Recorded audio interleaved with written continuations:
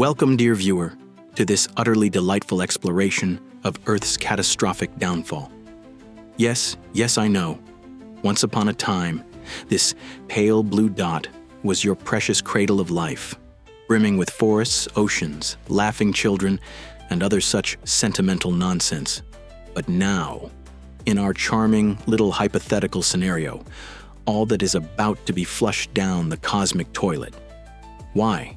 Because your beloved Earth's core, that hidden powerhouse that you took for granted, is about to cool faster than your enthusiasm at a budget committee meeting.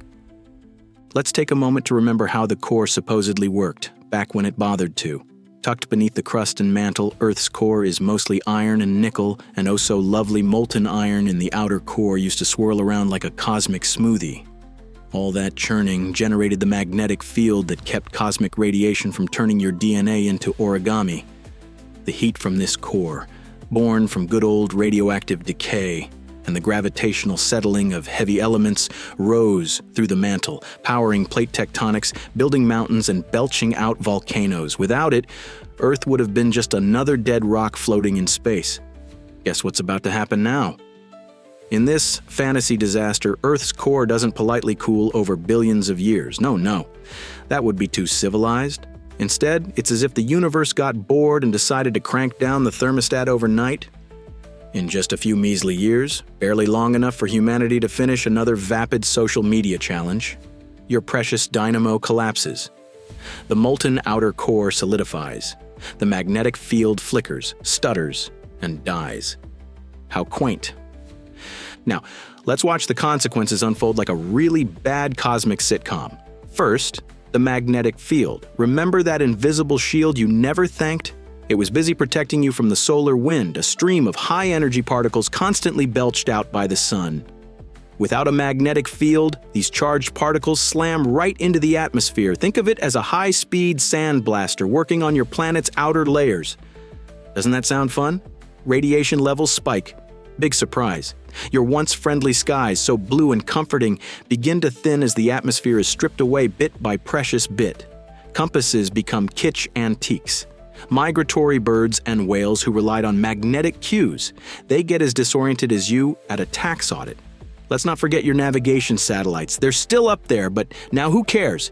You have bigger problems like the constant shower of cosmic rays making a mockery of your DNA. Next up, the atmosphere. Remember breathing, that lovely taken-for-granted activity. Without a magnetic field to shoo away solar particles, the solar wind nibbles at your air like a rodent feasting on insulation. Over a few decades, you'll notice the atmosphere thinning. UV radiation intensifies, making sunburns the least of your worries. Try cellular damage and cancer. Gotta love that extra seasoning of cosmic death particles on your morning stroll. Just put on a hat and hope it's made of lead. But we're not done. The core's heat once powered mantle convection, the gentle churn that drove plate tectonics. Tectonics created mountain ranges, distributed nutrients, stabilized long-term climate, and even sustained a carbon cycle that prevented Earth's climate from going off the rails. Without internal heat flow, the mantle's like a lazy lump. Plate tectonics, poof, vanished. Your continents become geological couch potatoes stuck where they are. No volcanoes replenishing the atmosphere with fresh CO2, no majestic mountain building, no dramatic continental collisions. Just a static stage with no meaningful encore. Isn't that inspiring? And let's not forget earthquakes. As the core solidifies and density gradients shift, seismic waves ripple through the mantle and crust. Expect fun surprises, massive quakes that split cities like cheap plywood, infrastructure buckles. Civilization's proud monuments become piles of rubble. But hey, you always wanted a more rustic aesthetic, right? Now, the pièce de résistance, the annihilation of the biosphere. Life on Earth evolved under stable conditions, never expecting some cosmic prankster to yank the protective blanket away. With radiation streaming in and the atmosphere thinning, plants shrivel, crops fail. Marine phytoplankton, the critical base of the oceanic food chain, get fried like insects under a magnifying glass. Without them, the marine food web collapses. Fish? Gone. Coral reefs? Forget it. Forests? Just radioactive husks, isn't that cute? Terrestrial animals, large, small, cuddly, ferocious, none of them signed up for this buffet of cosmic cruelty. They either mutate, starve, or simply drop dead. Birds lose migratory instincts and fly in confused spirals until they crash. Mammals scurry for shelter from UV onslaught. Good luck adapting to a world that decided to quit providing you with stable conditions. Ah, yes, humans. The clever apes who thought they were gods. Without a magnetic field, stepping outside is a cosmic dare. Radiation exposure goes through the roof. Cancer, mutations. Just pick your tragedy. The atmosphere becoming sparse and toxic is the cherry on top.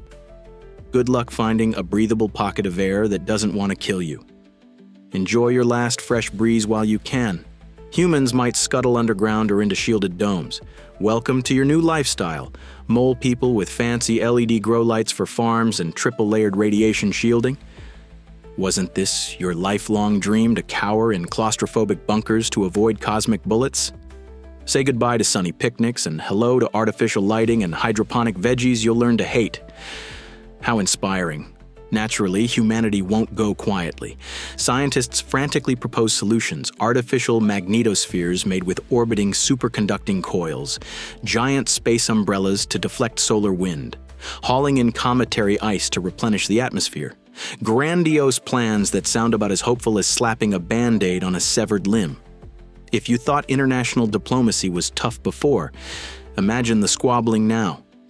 Countries fighting over who gets to hoard the best bunkers, who controls the precious shielding tech, who claims the last scraps of uncontaminated farmland, conflict, famine, disease, just what the Doomsday doctor ordered.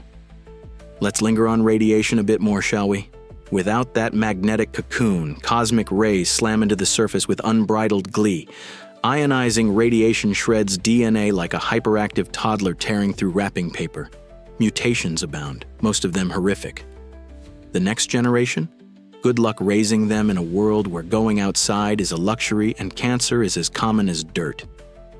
Over time, maybe a handful of organisms adapt, but who cares? By then, civilization is too busy clutching at straws, forgetting what fresh air felt like. Think long-term, centuries and beyond. Without plate tectonics, mountain ranges erode. They're never rebuilt. Earth's surface flattens out like a stale pancake. Without volcanism adding greenhouse gases, the global climate might trend toward chilly. Or maybe it'll just oscillate meaninglessly as the atmosphere continues to seep into space. Eventually, Earth's environment stabilizes at some pathetic equilibrium. A thin, radiation-soaked wisp of atmosphere clinging to a sterile rock.